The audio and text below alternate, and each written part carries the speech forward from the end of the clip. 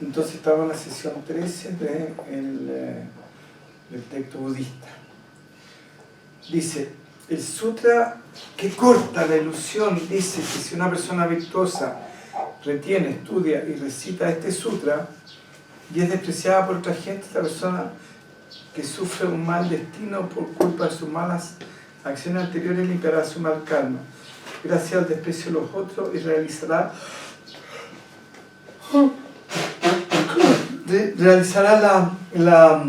¿cómo se llama? La iluminación suprema. Por favor, ¿puede explicarnos esto? Ya. Vamos a ver qué nos dice. Más fácil. ¿Qué es lo que dice? Dice, como el caso de una persona que aún no se ha encontrado con un maestro iluminado, aunque su mente original es pura y brillante, no puede manifestarse. Pues, debido a su mal karma, esta persona se encuentra oscurecida por los 3 venenos que nacen de la ignorancia primordial. Entonces dice, como el caso de una persona, dice, si una persona que aún no, por mucho que lea este sutra, que aún no ha encontrado un maestro iluminado, aunque, como decíamos, como estábamos hablando en delante, en el fondo, lo que existe es la conciencia trascendente, o aquello, porque en realidad a veces hablar de conciencia genera confusión. Lo que existe es aquello. Aquello se decide, no sé si decidirá, si decidirá. Aquello en algún momento, por alguna razón, se experimenta a sí mismo. Y se experimenta a sí mismo como, ya, a través de la manifestación. ¿Estamos? Ya, se manifiesta a sí mismo a través de la manifestación. Y este proceso de manifestación, ya, la conciencia toda, ya, o no, aquello se expresa, ya, como manifestación.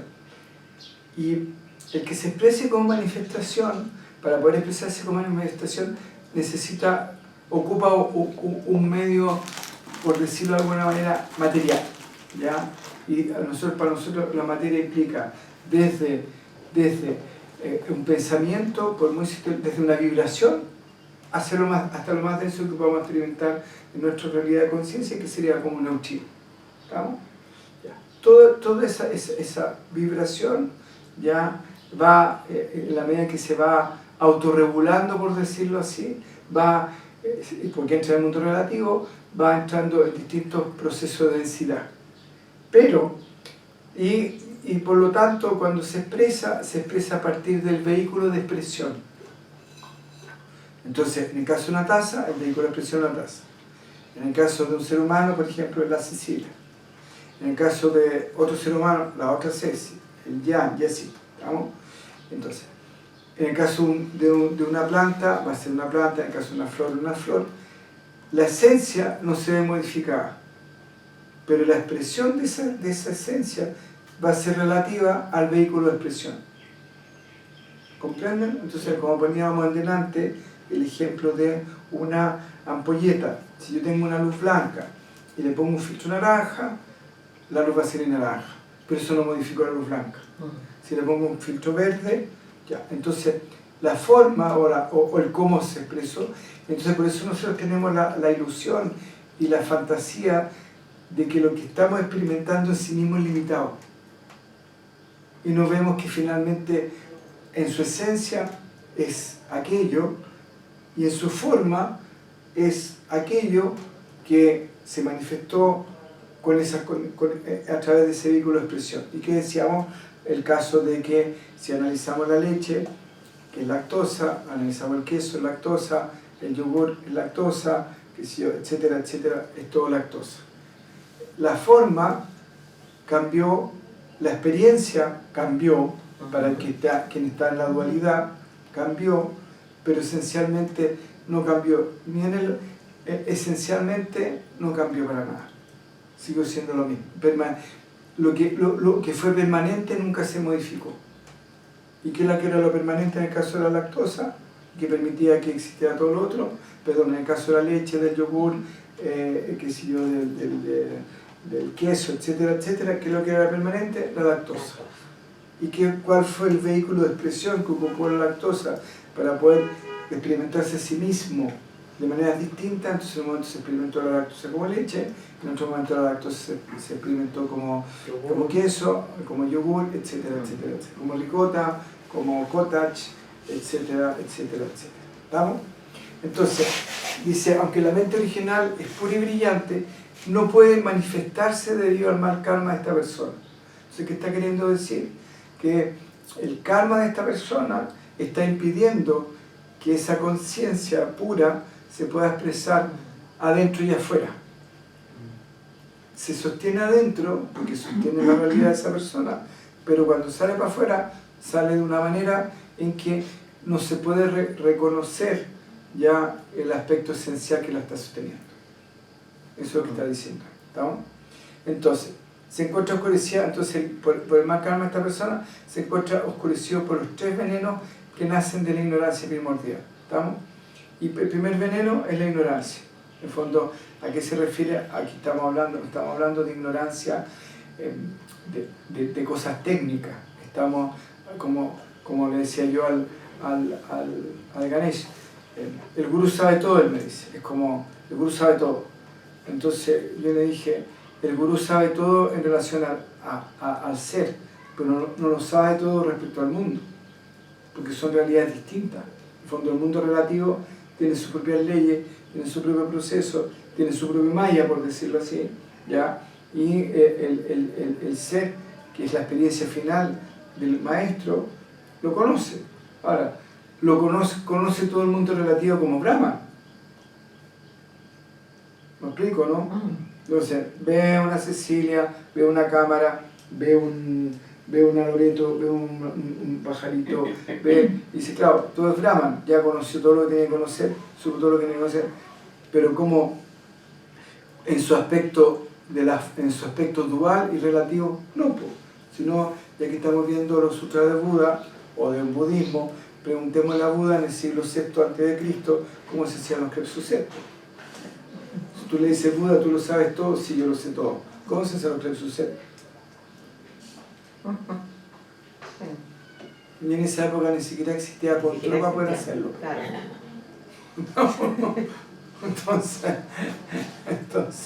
o benedictín. ¿Me explico, no? Entonces es importante eso. Entonces, la primera ignorancia tiene que ver la ignorancia respecto al ser. Estamos en el fondo, ¿cuál es la ignorancia primordial? El desconocimiento de mi verdadera naturaleza. Esa es la ignorancia primordial. Y de esa ignorancia primordial, ¿qué surge? Surge el apego. Y el apego, ¿por qué el apego surge una expresión del ego? En el fondo, volvemos nuevamente, surge el apego cuando yo me adueño de una situación, una forma de apego, cuando yo me siento, ya sea que me adueño de una emoción, me adueño de una situación, me adueño de algo físico, puede ser en cualquier plano. ¿Estamos? Y ahí surge el apego. Y el apego es ego. ¿Ya? Y el odio surge, bueno, acá dice ignorancia, apego y odio. El odio o la rabia, ¿ya? Surge porque finalmente, como consecuencia del apego. ¿Cómo qué? ¿Perdón? Como consecuencia del apego. Ah. Porque yo primero estaba pegado a una idea y cuando esa idea no se cumple, me enojo. Si no, pregunté a la cristiana. Ella tenía una idea, estaba pegada a un almuerzo específico. Las verduritas, ¿verdad? Las verduritas, ¿estamos? Y resulta que le llegó algo totalmente distinto. Y claro, ella naturalmente, bueno, no generó ni rabia ni odio, pues nos reímos, ¿ya? Pero sí quedó así, ¡ah! ¡Plop! Quedó plop primero. Ya, quedó plop, ¿qué es esto? Y yo creo que no correspondía ni por color, ni por forma, por nada, ni siquiera sé. Entonces ella quedó plop, ¿ya? ¿Pero por qué quedó plop? Por el apego que ella tenía a su idea. Y justo ayer tenía un gran apego. Y A mi idea. Claro. Sí, porque... Entonces, como consecuencia del apego surge el malestar, la incomodidad, la rabia, que le ponen el odio, ¿ya? Sí. Entonces, claro, pues tú también te fijas, puedes tener mucho A mí me da risa todas las canciones de desamor. Muchos dicen, la maté porque era mía, apego. Sufro porque me dejó, apego. Y eso no tiene nada que ver con el amor, po. Cuando está en el amor lo pasa regio. Está chocho, está feliz. Pero cuando le falta el amor, es cuando patalea, cuando aleja. ¿Estamos? Entonces, se dan cuenta del apego, como ya el apego genera esos estados de dolor, de malestar. Entonces, los tres venenos, de esta forma, destruye la ignorancia. Y los tres venenos, ignorancia, apego y odio, ya no pueden manifestarse.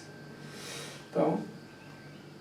Cuando se destruye la ignorancia, al no haber ignorancia, no hay apego. Y al no haber apego, no hay odio. Por lo tanto, ya no se puede manifestar. ¿Estamos? Entonces, esta persona realiza su mente original y destruye todo su marcar. ¿Estamos? Entonces, ¿qué es lo que dice? La persona, al sufrir el desprecio de los demás, nace en su mente el anhelo de buscar el Tao de Buda, dice. ¿Estamos? Porque este es un texto, una mezcla entre taoísmo y budismo. Yo sé que en la China está el budismo Chan, que según dicen es una mezcla de budismo Zen con budismo. Pero a mí me da la idea que eso lo dijeron los budistas. Porque a mí me da la idea que el budismo Chan me da la sensación que es más bien una mezcla entre taoísmo y budismo. Y acá lo estaríamos confirmando. Habría que averiguar. Porque el budismo de China se llama budismo, ¿cómo se llama?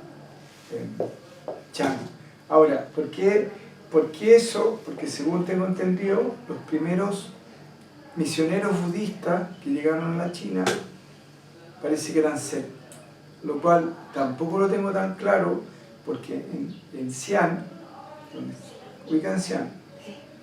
He escuchado Xi'an, he escuchado. ¿Pero cómo lo conocen Xi'an? ¿Cómo? Tailandia. En mi último viaje fui a Xi'an. Xi'an era un estado chino, Xi'an, y donde el estado de Xi'an se comió a los otros estados, a los otros reinos, y convirtió una cosa que se llama China. Y los primeros, según tengo entendido, los primeros sutras budistas llegaron al país de Xi'an. Y en la ciudad de Xi'an, en la capital de Xi'an, donde están los guerreros terracota, hay un templo budista donde, según tengo entendido, está la reliquia de ese primer Buda, de ese primero sutra, sus primeros textos. Okay. Entonces, ¿qué es lo que hacían los misioneros? Llegaban, traducían al chino, y como el taoísmo tiene, de alguna manera, como decíamos, en las formas distintas, pero en el fondo apuntan a lo mismo, y como los chinos eran muy refinados y muy estudiosos, empezaron a estudiar estos otros sutras y dijeron, oh, mira, como, no sé, como les decía yo, en el taoísmo se habla del Tao, se habla, y es de una poesía que, a uno se le van los pelos de punta, y dice, oye, pero, qué maravilla, ¿cómo alguien puede decir esto tan complejo de una forma tan poética? Como les decía, de lo no nacido surge lo nacido. Si bien es cierto, él genera, el color nace de él, el color no lo conoce a él. Si el sabor nace de él no conoce mucho el sabor, no lo conoce a él. Si, qué sé yo, dijimos el color, el sonido nace de él, sin embargo, él no lo conoce. ¿Ya? Entonces, tan poético, y además está todo bien dicho, acá de una forma muy bonita de lo mismo, de Brahma o de aquello. Entonces llegaron los otros y dijeron, oh, mira, cómo acá están diciendo lo mismo, pero desde otra perspectiva, con otro punto de vista, acá allá.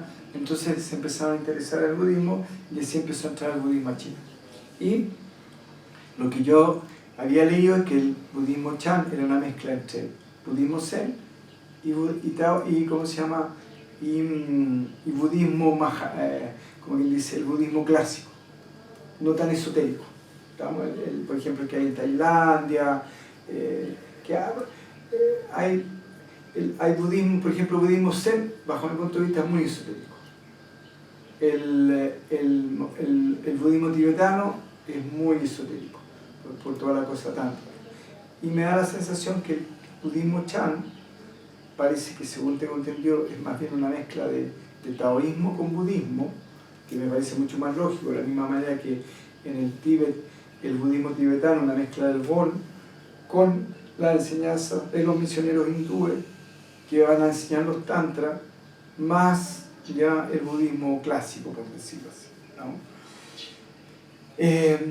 Bien, bueno, entonces dice, al sufrir el desprecio de los demás, nace en su mente en a buscar el Tao del Buda, ¿no? Entonces, y acá es importante entender que finalmente el dolor es un aliado para el proceso del desarrollo de la conciencia. Si ustedes se dan cuenta, de todos los niños que hemos conocido acá, el único que está interesado en leer a Yogananda, en, como tú muy bien dijiste, pucha, si él pudiera tomarse un avión, irse a Chile, si me convierto en tu discípulo, lo haría así, al tiro, porque está viviendo experiencias tremendamente dolorosas. ¿Comprenden o no? Sí. Entonces, ahora, no es muy difícil, porque es cosa de decirle, oye, ¿sabes qué? Mira, yo vivo con mi hijo, ya, y vente a Chile, vivimos los tres juntos, yo te consigo una pega, y aprendes castellano y estudias con el inglés. No así de fácil. ¿Me entiendes? Ah, es que mi hermano chico no, como lo que tú hagas en Chile, le vas a poder mandar plata a tu hermano. ¿No comprendes? Súper simple. Pero el punto es cómo el dolor es el que lleva a la persona a buscar más allá. Y por eso les decía yo que lo terrible que está pasando en Chile, con esta cultura del desamor, que están destruyendo la religión. Entonces, si está en esa situación tan desesperada y no hay nada a que aferrarse, como eso yo le decía, que cuando ya no hay ninguna alternativa en el mundo material, la persona busca el mundo espiritual. ¿Estamos? Entonces, ¿qué es lo que se está haciendo? Se está destruyendo el mundo espiritual. ¿Para qué? Porque cuando ya no hay nada que hace, o te alcoholiza, o te droga, o sigues consumiendo más y te vas consumiendo finalmente más angustia, ¿no? Porque te das cuenta que te llena y te llena y te llena y te llena y queda igual de vacío. Por eso digo, lo que se está haciendo allá es muy, muy, muy perverso, lo que se está haciendo en general. ¿Ya? Bueno, pero es parte del proceso, volvemos a lo mismo, en el fondo, así como está el verano, viene el otoño y viene el invierno. Bueno, estamos entre el otoño y el invierno de nuestra cultura. Bien, entonces, y ahí dice, al sufrir el desprecio de los demás, nace en su mente el anhelo de buscar el Tao del Buda. En el fondo, el dolor es el que te dice, ¿sabes qué más? Agoté todas las posibilidades materiales, y como agoté todas las posibilidades materiales, ¿para dónde miro? Para arriba. ¿Vamos? Entonces dice, y de esa forma destruye la ignorancia. En el fondo, cuando logra, empieza a trabajar. Esta persona realiza su mente, cuando logra realizar su mente original, o cuando logra, aquí está hablando, la mente original está hablando del acta, ¿ya? Destruye todo su mal karma. Entonces, pero está escrito, pero eso está escrito en el mismo momento en que aparece en nuestra mente la aspiración por la iluminación suprema, esta se puede realizar.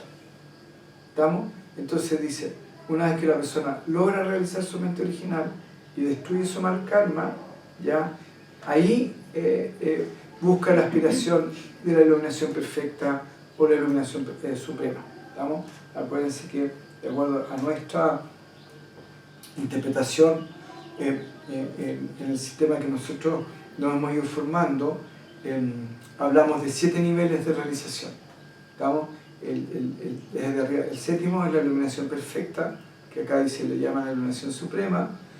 Después viene la iluminación del Videha Mukti, de que mantiene la conciencia pero está sin cuerpo, que en algunos casos simplemente lo dejan. La Carmen aparentemente habría sido Videha, en el sentido de que comprende y se va al tiro, no retiene el cuerpo, ¿no? O sea, tenemos que, si algún día la vemos en alguna parte más allá, le preguntaremos cómo fue la experiencia. ¿Y la iluminación perfecta entonces? La persona se va al tiro. Al tiro. Sí. Algunos Videha mantienen el cuerpo.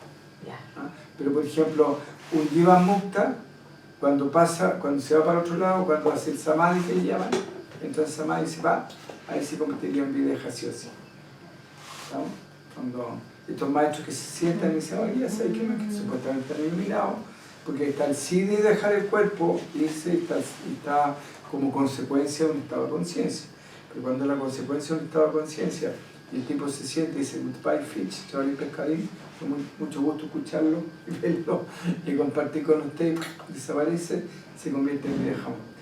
O en el caso de Nisargadatta, él al dejar el cuerpo, inevitablemente yo creo que es vieja. Está como, ahora, quizás para llegar a la iluminación perfecta, quizás en otras dimensiones, él sigue trabajando, sigue profundizando la experiencia del absoluto, ¿no? Sigue profundizando más.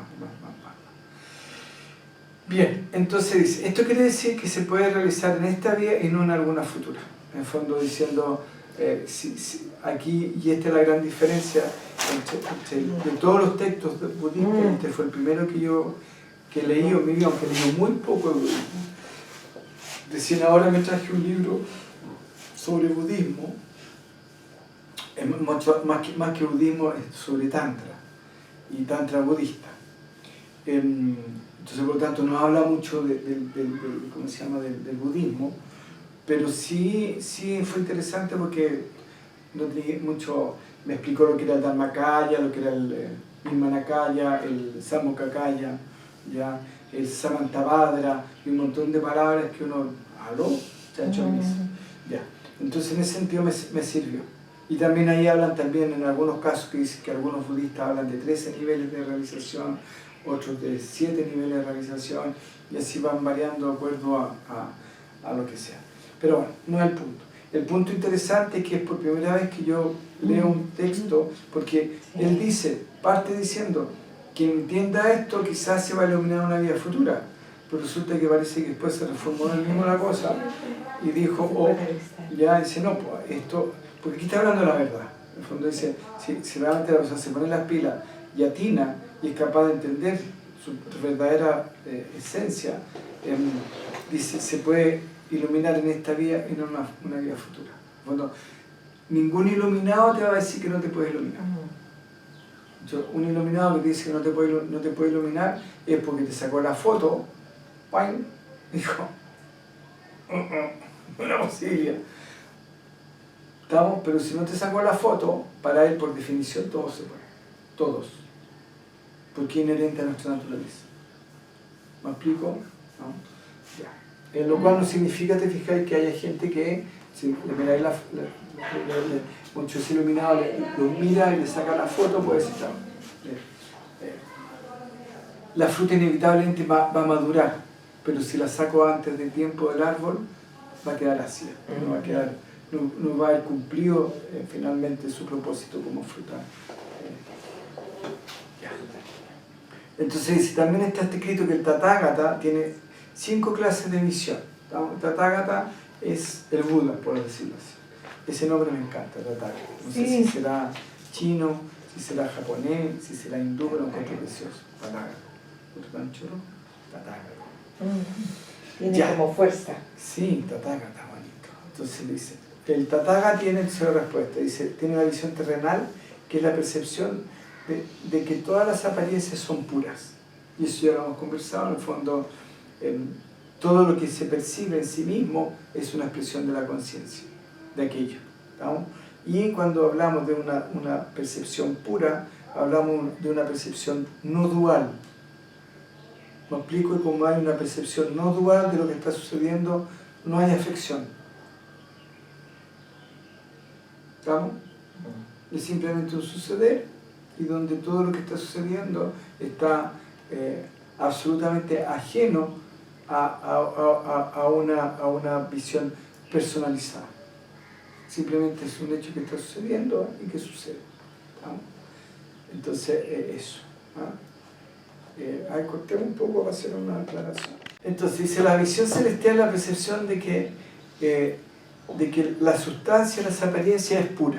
¿Estamos? Entonces, si consideramos la palabra sustancia literalmente, podemos decir que incluso hasta la forma, hasta la conciencia, cuando se modifica a sí misma como forma, mantiene su pureza, independiente de cómo sea. Esa es una forma de poder interpretarlo, y otra es decir, la visión celestial es la percepción que la esencia de las apariencias es pura. ¿Comprenden? ¿Estamos? Y ahí, ¿por qué le hago este juego? Porque la mente tiende o es blanco o es negro. Y como estamos tratando de salir del pensamiento dual, no, si es la percepción pura de la sustancia, si la visión celestial es la percepción de que la sustancia de la apariencia es pura, quiere decir que la forma es pura. Y por lo tanto eso, y no es otra cosa. Y si decimos, no, lo que pasa es que al ocupar la palabra sustancia, se está refiriendo a la esencia, por un problema de lenguaje. Entonces decimos, la visión celestial es la percepción de que la esencia, las apariencias es pura, eso es la verdad. ¿Comprenden o no? Pero ambas pueden ser verdaderas. Y de hecho, ambas interpretaciones son verdaderas. El punto es que yo me puedo, miren cómo es la mente, yo me puedo agarrar de eso para decir, si soy dualista, y decir, no, él está diciendo la percepción de la sustancia, de las apariencias, es pura. ¿Estamos? Entonces está diciendo de que la sustancia en sí misma, ya la materia, es pura. Y que aquello, que también es puro, pero uno existe la sustancia y aquello. ¿Comprenden? Y eso que si bien es cierto, es esa sustancia dual, y como lo diría un dualista en este caso, podría decir que el fruto, ya, el fruto es, bueno, eso, ¿no? Que eso. Ya. Después dice, la visión de la sabiduría es la capacidad de distinguir las más pequeñas diferencias entre las apariencias. ¿Estamos? Entonces la visión de la sabiduría, si uno dice lo que es la visión celestial, es que finalmente todo es puro, todo es perfecto, todo es aquello, tanto en sustancia como en esencia. ¿Estamos? Lo segundo diría, la visión de la sabiduría, ya en el fondo, una es la percepción no dual. La segunda, dice, la visión de la sabiduría es la capacidad para distinguir las diferencias, las pequeñas diferencias entre las apariencias.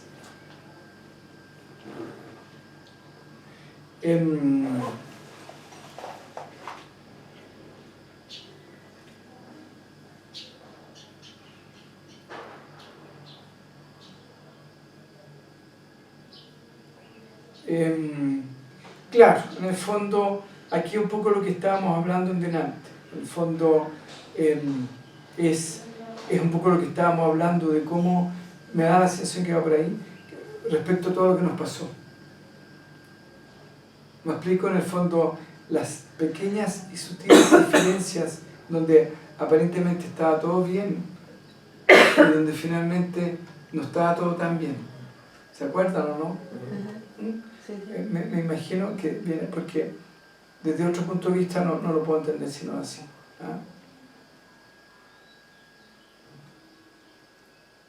Porque si todo es una unidad, no veo cuál es la necesidad de ver la diferencia entre la apariencia. Ahora, a no ser que se refiera entre lo que es y lo que no es. Aquí ahí me queda como grande. A no ser que sea tan simple como eso. Con lo que estábamos hablando delante, como una pequeña sutil diferencia en las apariencias puede implicar consecuencias que no tienen nada que ver entre uno y otro lado. ¿Me explico, no? ¿Cachai eso, no?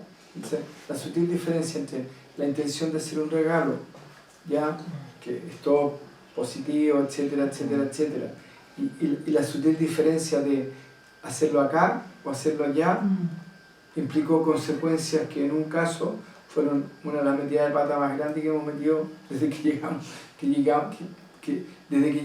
a Nepal. Y yo creo que en mi caso ha sido como,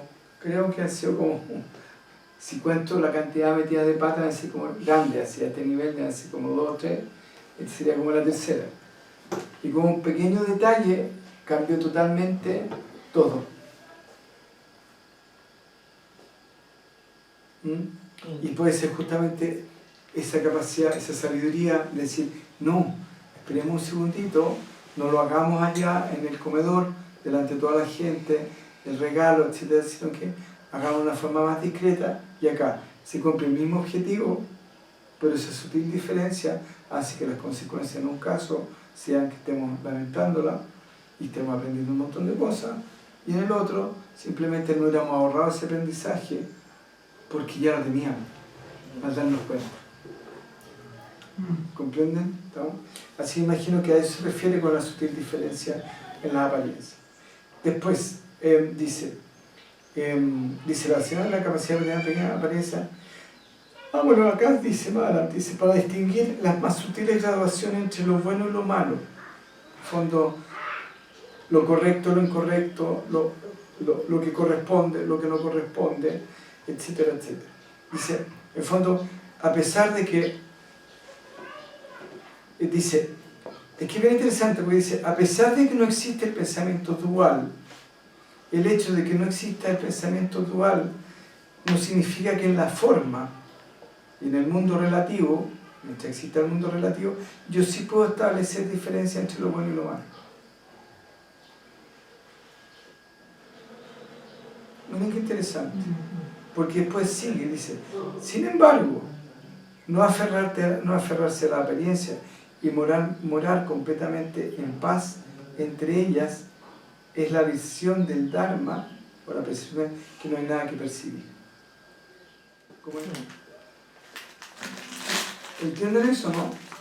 Es muy interesante, dice, la visión de la sabiduría es la capacidad, lo que pasa es que como yo no lo he leído, lo voy leyendo por pedacitos, y a veces al leerlo por pedacitos, como lo voy interpretando por pedacitos, pierdo la visión de conjunto, entonces tendría que haberlo leído entero y haber dicho, ya, a ver, vamos a interpretar lo que dice.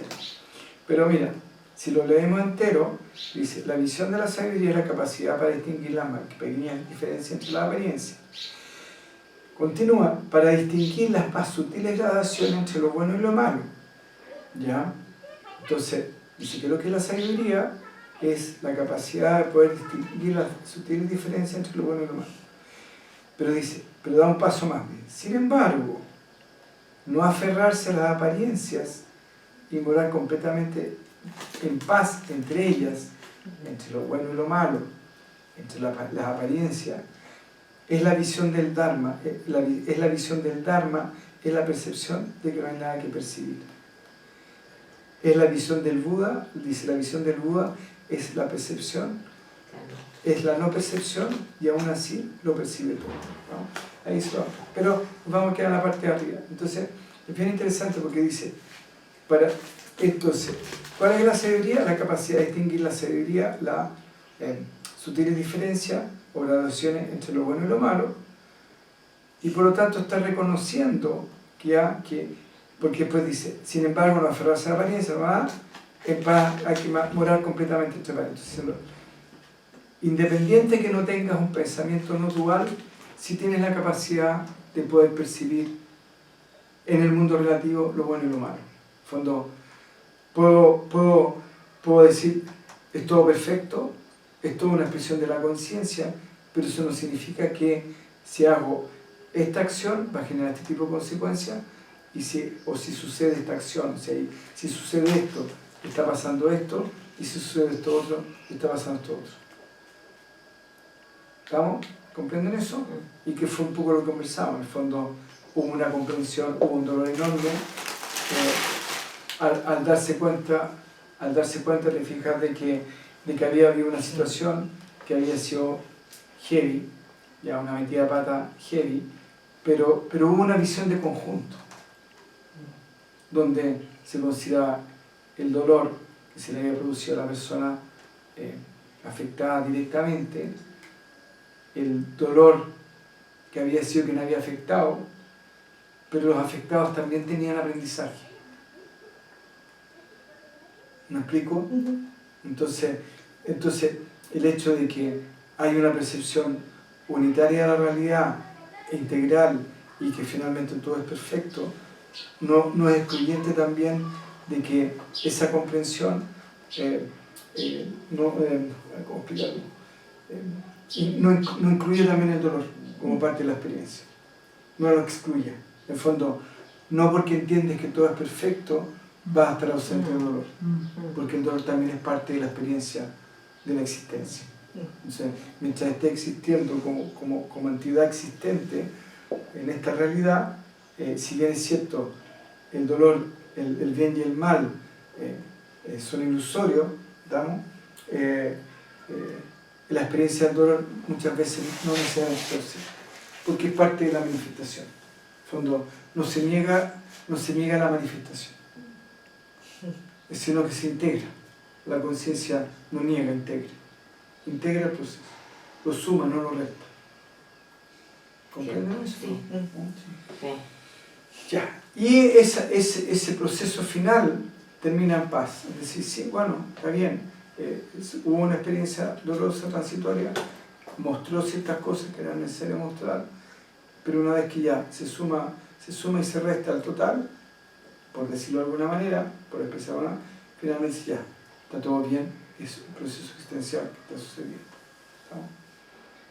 Entonces dice, la visión del Dharma es la visión de que no hay nada que percibir. ¿Estamos? La visión del Buda es la no percepción y aún así lo percibe todo. Entonces, ¿a qué se refiere con que la visión del Dharma es la percepción de que no hay nada que percibir? Está diciendo de que no está diciendo que lo que le voy a decir, no está diciendo que no vea, está diciendo que no hay una visión dual. ¿Me explico, no? Sí. Entonces, al no haber una visión dual, hay una visión unitaria de lo que está existiendo. Y por eso dice, la visión del Buda es la no percepción. Y aún así lo percibe todo. Entonces, ¿cómo puede percibir todo si no hay percepción? Porque en esa percepción, donde dice no hay nada que percibir, no hay un yo que se esté apropiando de nada. ¿Me explico, no? ¿Estamos? Sí. Ya, no hay un yo que se esté apropiando de nada. Y de alguna manera, al no haber un yo, que no hay, tampoco hay una intención, ya, simplemente hay una experiencia que se está teniendo. ¿Estamos? Porque no hay separación en la percepción. ¿Estamos? Y quién finalmente, ¿quién es el que ve?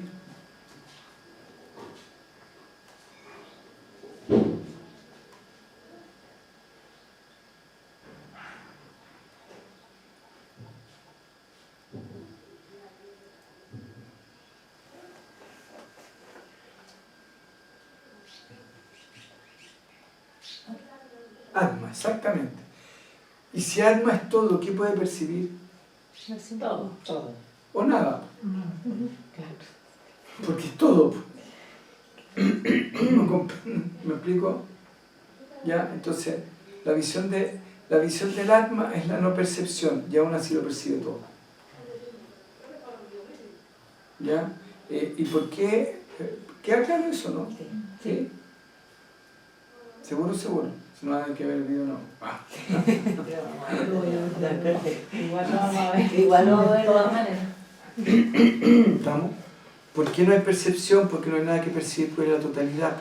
Si la unidad, que es absoluta, ¿se puede percibir a sí misma? No. Sí. ¿El cero puede percibir algo aparte de sí mismo? No. Pero si hay un 1, el 0 puede percibir el 1. Y el 1 puede percibir al 2 y puede percibir al 0. Pero si es solo 0, ¿qué va a percibir? No hay nada que percibir. Pero como 0 tiene la capacidad de cuando surge el 1, de percibirlo, cuando surge el 2, de percibirlo, ¿y de dónde surge el 1, el 2 y el 3? De todos los números. El 0. ¿Ven? Sí, por eso que estoy acá. Ahí lo entendieron mejor, ¿o no? Sí. Ahora, ¿por qué les cuesta a ustedes asimilarlo? Porque se siguen percibiendo a partir del cuerpo, siguen percibiéndose a partir de la mente, siguen percibiéndose a sí mismos como una entidad independiente, autónoma, separada. Y que esto, en vez de soltarlo y expandirlo, pucha, qué bueno, me entrego a la experiencia simplemente de ser y que soy independiente, que tengo un cuerpo, que no tengo un cuerpo, que tengo una personalidad, que no tengo una personalidad, que tengo una mente, que no tengo una, se aprietan más.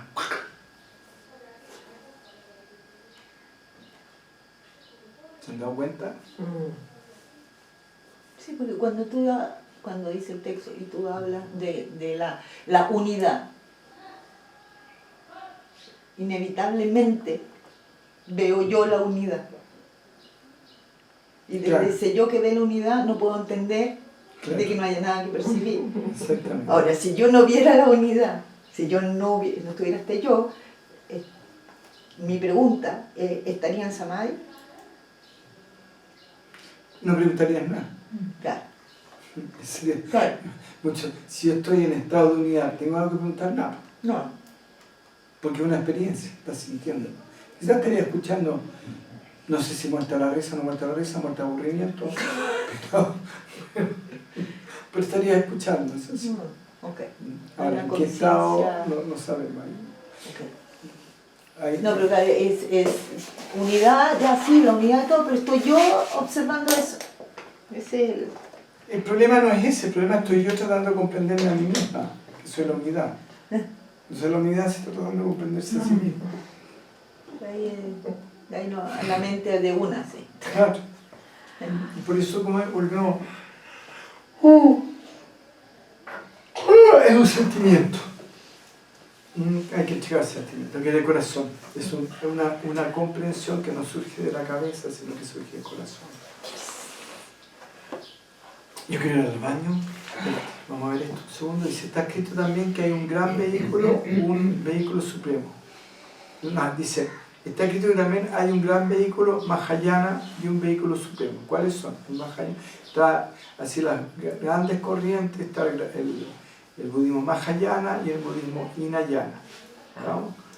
Según tengo entendido, el budismo Hinayana, el que se practica en Tailandia, en esos lugares, en Ceilán parece, y el Mahayana ya es como el más esotérico, ¿no? Que es el Hinayana, por eso dice Mahayana, y un vehículo supremo, que sería el Mahayana. El Hinayana es el que está en Ceilán, aparentemente que está en Tailandia y en esos lugares, el Hinayana. Y el Mahayana es el más esotérico, el que le llaman el gran vehículo, el más... ahora, yo insisto, no soy experto en budismo, no sé mucho budismo, pero tengo entendido que el Mahayana es el más esotérico. Y dentro del Mahayana incluye el budismo Zen, si no me equivoco, el budismo tántrico tibetano, si no me equivoco, en fondo es. Entonces, dicen, claro, y la diferencia entre uno y otro es que supuestamente el Mahayana incluye el concepto del bodhisattva, que es aquel que renuncia al nirvana por ayudar a los demás. Y el Hinayana es simplemente te dice, no, tú tienes que preocuparte de tú crecer y tú iluminarte, es como más individualista, ¿ves? No sé si habría que preguntarle a algún budista respecto a eso. Dice, el primero que sería el Mahayana, sería, respuesta, el primero es el de los bodhisattvas, el segundo de los budas. Ahora, no sé si ahora esté hablando de un vehículo supremo, esté hablando de otro tipo de budismo que no conocemos. Me explico, ¿no? Porque como ellos tienen su propia graduación, si quizás el Mahayana es el que, como decía yo, el gran vehículo. Pero acá está hablando del vehículo supremo y puede ser una derivación dentro del Mahayana. ¿Me explico, no? Entonces, como dentro del Mahayana está, según tengo entendido, está el budismo Zen, está el budismo tántrico tibetano, etcétera, el budismo Chan también. Puede ser que dentro de esa graduación haya otro, más profundo que no conocemos. Paramos un segundo. Entonces, está escrito también que hay un gran vehículo Mahayana y un vehículo supremo. ¿Cuáles son? El primero de los bodhisattvas, el segundo de los budas. ¿Ya? Entonces el Mahayana sería el de los bodhisattvas y este segundo vehículo supremo sería el de los budas. Ya. Interesante. Dice, ¿por qué medios puede realizarse? Los medios para realizar el vehículo de los Bodhisattvas son los medios Mahayana. En el fondo, ¿cómo realizamos la experiencia del Bodhisattva a partir de toda la metodología que propone el Mahayana? ¿Estamos? Y dentro del Mahayana, si es que no me equivoco, insisto, está el budismo tibetano, que es tántrico, el budismo zen y el budismo, si no me equivoco, y el budismo, ¿cómo se llama? Chan. Ahora, puede ser que el Chan no tenga nada que ver con el Mahayana y el budismo tántrico también no tenga nada que ver con el Mahayana, no sabemos. Ahí tenemos que ver. Tenemos que buscar ahí en internet, como no tenemos internet, a qué se refiere con budismo Mahayana. Pero son cosas técnicas que a nosotros en realidad no nos importan los soberanos ranos en este momento, porque estamos apuntando a otra cosa. Entonces, tras realizar esta bodhisattva, donde ya no hay necesidad de práctica. En el fondo, cuando la persona realiza el estado de bodhisattva, quiere decir que... Ahora, cuando se habla de bodhisattva, se habla que la persona logró reconocer su verdadera naturaleza, reconoció su naturaleza esencial, está en un estado de unidad de conciencia, pero no tiene la iluminación perfecta, que es lo que se llama el Buda. O la iluminación ya, como quien dice, los estados más claros, más profundos, por decirlo así, donde la experiencia de la unidad es más potente, por decirlo de alguna manera, es más evidente tanto en lo interno como en lo externo. Pero en el caso del Bodhisattva, a mí yo insisto, y esto es una percepción absolutamente personal, que el Bodhisattva es un iluminado, pero que de alguna manera todavía tiene prarabdha karma. Y como tiene prarabdha karma, cómo gasta su prarabdha karma, cómo lo agota, simplemente haciendo lo que tiene que hacer. ¿Y qué es lo que tiene que hacer? Propiciar y trabajar por el bienestar de los demás. En el fondo, propiciar la expansión de la conciencia de las demás personas. Porque si se va a trabajar, qué sé yo, bueno, eso va a depender de su carne. Voy a poner un ejemplo medio tonto, pero no importa. No vale la pena. Dice, tras realizar el bodhisattva, donde ya no hay necesidad de práctica. Claro, pues ya sabe lo que tiene que saber, ya experimentó lo que tiene que experimentar, y lo que tiene que hacer si que le queda el prarabdha karma para agotarlo nomás. Y ahí lo agotará de acuerdo a lo que el mismo prarabdha karma, lo que dictará el prarabdha karma. Ahora, se realiza el estado de no práctica, que es perfectamente calmo y profundo y donde no hay crecimiento ni decrecimiento. En el fondo, cuando dice, cuando se llega a ese estado donde ya no es necesario practicar, es un estado permanente de samadhi, es calmo y profundo, y como un estado permanente de samadhi no se puede ni avanzar ni retroceder. ¿Qué es lo que está queriendo decir? Que no hay ninguna posibilidad de identificarse, aunque sea en un mínimo grado, cuando ya llegó a ese nivel, donde hay no práctica. Cuando ya llegó a ese nivel de no práctica, ya es cuando la persona ya se establece en forma prácticamente permanente, en forma consciente en el samadhi, ya, y por lo tanto no hay crecimiento ni decrecimiento. ¿Vamos? Y eso también es una consecuencia, finalmente. La persona simplemente está en ese estado y simplemente eso. No hay ¿por qué no hay crecimiento ni decrecimiento? Porque se trascendió absolutamente ¿cómo se llama? Se trascendió absolutamente el pensamiento dual. ¿Estamos? Por lo tanto, no hay ni subida ni bajada, sino el pensamiento dual. Y si este es el vehículo suprema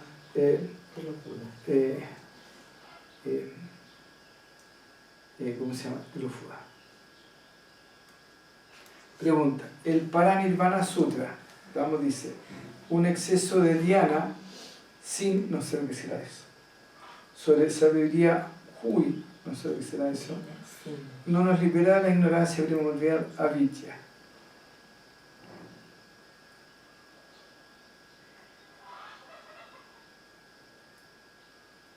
A ver, que no sé quién lo tradujo o quién lo transcribió, como no tenemos el original, para ver que está bien transcrito. Se dice que un exceso de dhyana, Sin, sobre sabiduría Hui, no nos libera de la ignorancia primordial, avidya. Hay un guión en Hui con guión no. Sí. Pero Claro, pero el no nos libera, el no nos libera. Entonces dice, espérate, vamos a traer que lo dice. Un exceso de dhyana sobre sobre sabiduría no nos libera de la ignorancia primera vidya. Mientras que un exceso de sabiduría sobre dhyana multiplica los falsos puntos de vista. Entonces, solo cuando dhyana y sabiduría funcionan al mismo tiempo puede habilitarse la liberación. ¿Qué significa esto? Se dice, sabiduría es la capacidad para distinguir toda clase de bien y mal. Dhyana significa hacer distinciones. No aparece en el amor ni la aversión. Este es el funcionamiento de dhyana y sabiduría. Ya, ahí ya más o menos me quedo más claro. Así que por eso lo digo, como yo no he leído esto, ni siquiera lo he leído antes de leerlo. Entonces, a veces yo insisto que tendría que leerlo antes de leerlo para poder tratar de entender qué es lo que dice. Pero bueno, estamos haciéndolo acá, estamos en confianza, estamos, como dirían los dueños de casa, estamos en su casa, estamos en nuestra casa. En este caso sería como dirían los dueños del hotel, están en su casa. Se montamos en nuestra casa, estamos conversando así con eso. Entonces, un exceso de meditación, ¿ya? Y un exceso de sabiduría no nos libera de la ignorancia primordial, que se llama vidya. En el fondo, yo puedo meditar. Por eso yo les decía, acuérdense, no es solo meditación, no es solo jnana yoga. ¿Se acuerdan que les decía yo? No es ni uno ni lo otro, son los dos. ¿Se acuerdan que yo les decía? No, hay que apagar la luz de allá. Eso. Ya, entonces, dice, no nos libera en el fondo de la ignorancia primordial. ¿Y por qué no nos libera de la ignorancia primordial? Porque volvemos a lo mismo. Por mucho que medite, está lleno de yogis que meditan en las cuevas en la India y acá también, ya, o de sadhu, aunque aquí no hemos visto tantos sadhu, que meditan y tenemos un señor, el vecino al lado, que se levanta a las 7 de la mañana y vuelve a las 7 de la tarde a meditar y pasa todo el día tomando un poquito de agua, meditando. Tendría que estar súper iluminado y no lo está. ¿Estamos? Y puede haber alguien que sea un pandit, ya un experto en los sutras, un experto en el estudio de los lokas, del Bhagavad Gita, del Upanishad, acá, ya, y aún así tampoco se libera de la ignorancia primordial. ¿Estamos? Del maya. Entonces, mientras que un exceso de sabiduría sobre dhyana multiplica nuestros falsos puntos de vista. ¿Ya? Ahora, yo traduzco como dhyana, como meditación. Espero que lo esté traduciendo bien, porque no sé si en el budismo significará eso, pero me da la sensación que sí. Entonces, dice, un exceso de sabiduría sobre dhyana multiplica nuestros falsos puntos de vista. En el fondo, ¿qué es lo que estaba queriendo decir? Que quizá el exceso de técnicas o de metodología, más bien dicho, el exceso de tecnología, de metodología sobre la meditación, finalmente multiplica tus falsos puntos de vista. En el fondo te está diciendo, mira, si haces esto no se te va bien, si haces esto acá o acá, ya va. O también la comprensión de lo que está surgiendo dentro de mi meditación. También me puede llevar a ignorancia. ¿Me explico? No, es que medité, tuve esta visión, no es que medité, tuve esta comprensión, no, es que medité eso. También te lleva nuevamente ya te deja pegado en el maya, te deja pegado en la ignorancia. Porque volvemos, la realidad está fuera del pensamiento. Aquello está fuera del pensamiento. Nuestra naturaleza esencial está fuera del pensamiento. Solo lo que existe es la presencia. La presencia activa el pensamiento, la presencia activa la emoción, la presencia activa el cuerpo.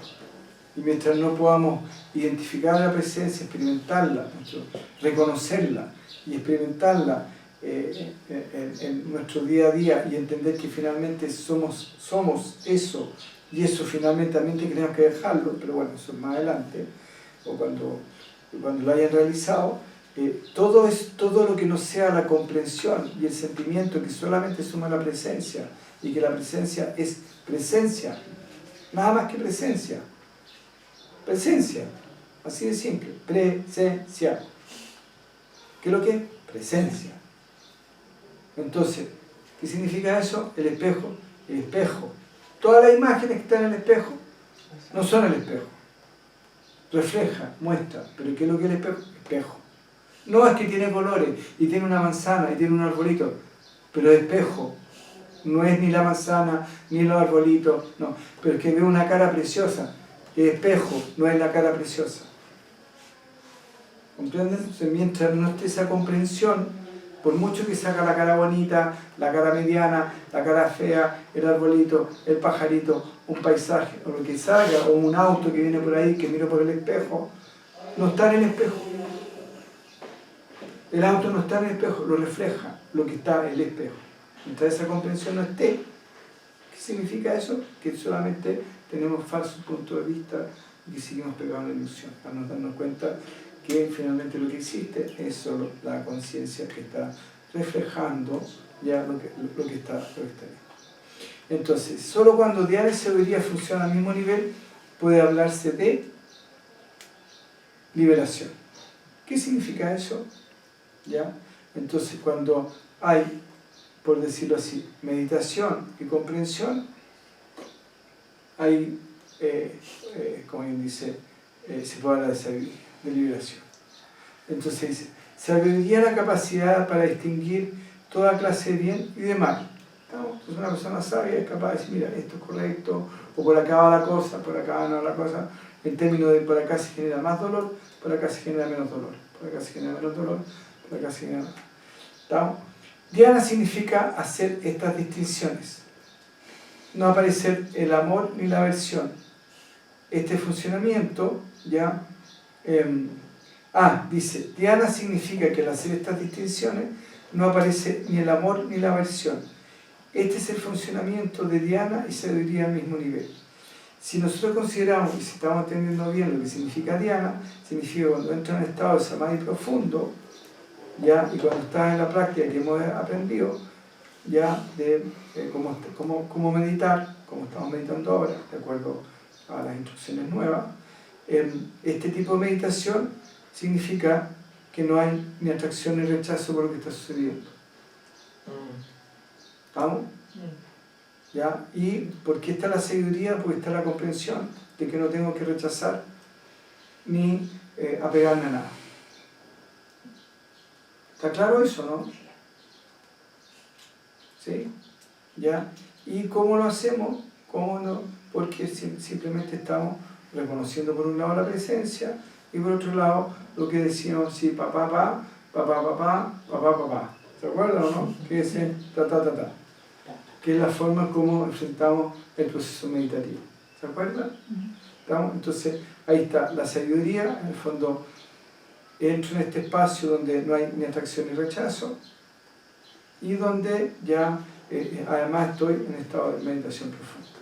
Pero en ese estado de meditación profunda no, de alguna manera, entre comillas, matamos el sentimiento de espera. ¿De acuerdo? Ya. También el sutra sin palabras, sin nada que decir, eso es dhyana. En el fondo, la meditación profunda es cuando hay silencio, no hay nada que decir. ¿Qué es lo que dice? Entonces, entonces dice, ¿comprenden eso, no? ¿Me explico bien?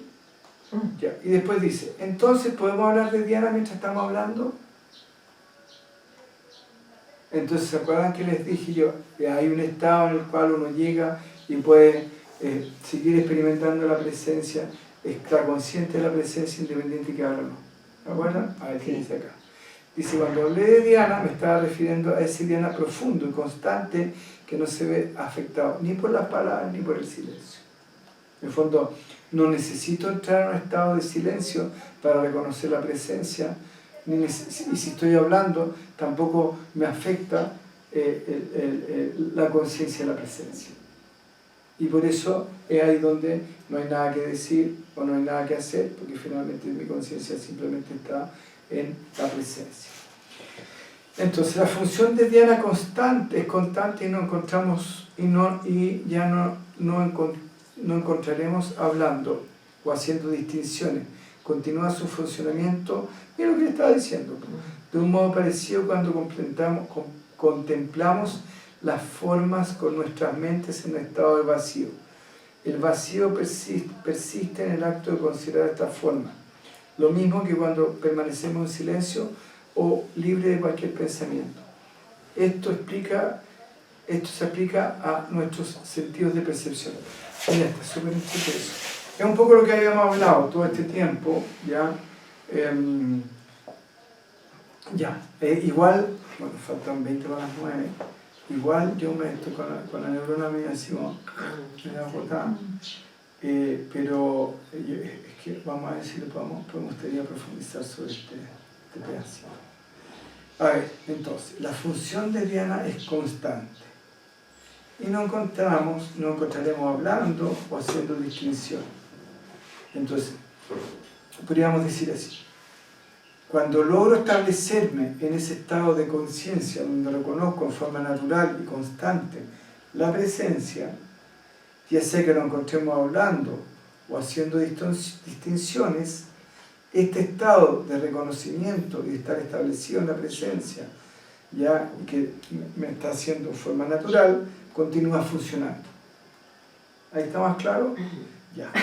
De modo parecido, cuando contemplamos las formas en nuestras mentes en un estado de vacío, entonces soy capaz de darme cuenta de que estoy percibiendo, de que me estoy relacionando con el mundo, de que estoy hablando, que estoy actuando, que estoy haciendo un montón de cosas, pero eso no empaña ni desconoce mi conciencia, por decirlo bien, la limitación del lenguaje, o mi capacidad de darme cuenta de que la presencia está presente. Y que esa presencia que está presente en mí es la que está posibilitando todo lo que está sucediendo. ¿Estamos? ¿Ahí está más claro? Entonces, de la misma manera que cuando estamos meditando y nos damos cuenta de que podemos observar el pensamiento. Eso es lo que está diciendo ahí. ¿Estamos? ¿Sí? ¿Ahí queda más claro? Ya, entonces dice, contemplamos de modo parecido cuando contemplamos las formas con nuestra mente en un estado de vacío. El vacío está diciendo un estado de meditación en la cual simplemente yo estoy identificado con la presencia y por lo tanto en ese vacío, por decirlo de alguna manera, puedo ver o escuchar mis pensamientos y darme cuenta que son distintos a mí.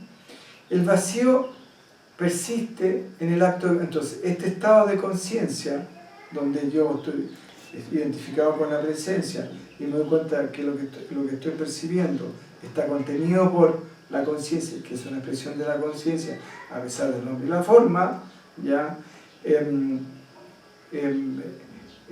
dice, persiste en el fondo este estado, continúa a pesar de la forma. Lo mismo cuando permanecemos en silencio o libre de cualquier pensamiento. ¿Estamos? Entonces en el fondo dice que cuando estamos en ese estado de plena conciencia, en ese estado de reconocimiento de la presencia, ¿ya? Es lo mismo en el fondo que si estuviéramos en silencio y libres de cualquier pensamiento. ¿Estamos? Porque finalmente estamos identificados con la fuente y no con el nombre y la forma. Entonces dice, esto se aplica a todos nuestros sentidos de percepción. Entonces, no importa lo que escuchemos, no importa lo que vemos, no importa lo que sentimos, finalmente quien comanda toda esa situación o quien está presente, independiente de lo que esté escuchando, independiente de lo que esté viendo, independiente de lo que esté sintiendo, independiente de lo que esté gustando, estoy consciente que finalmente lo único que existe en mi interno es la presencia. Y que quien está finalmente, o Atma, como lo habíamos llamado antes, es quien está ahí. ¿Queda claro eso, no? Sí. Ahí se aclara un poco más, ¿no es cierto? Entonces dice, ¿cómo puede ser esto? Porque nuestra naturaleza esencial es la presencia. ¿Ya? Y sigue siendo, bueno, ahí lo vamos, es que ya es un cuarto de hora, es que ahí entraríamos en las consideraciones de qué es lo que entiende el propasivo y cómo de alguna manera el mismo concepto se puede aplicar de una manera en una cosa y cómo se puede aplicar de otra manera en una cosa sin que pierda necesariamente lo esencial. ¿No? Entonces dice, pues nuestra naturaleza esencial es vacío y sigue siendo vacío. Entonces, como el vacío, como al ser el vacío está libre de apego. Este desapego hace posible el funcionamiento simultáneo de Dhyana y Samadhi al mismo nivel. Todos los bodhisattvas utilizan este medio del vacío para realizar su meta final. Es porque está escrito que cuando Dhyana y Samadhi funcionan al mismo tiempo se puede hablar de liberación. Ya, en el fondo está hablando de lo mismo que estábamos hablando en delante, ya, pero lo sigue explicando. Como que le da una vuelta y dice, ya, mira esto así, miremoslo así. ¿Vamos? Ya, los dejamos hasta acá, falta un cuarto para las 9. Ya.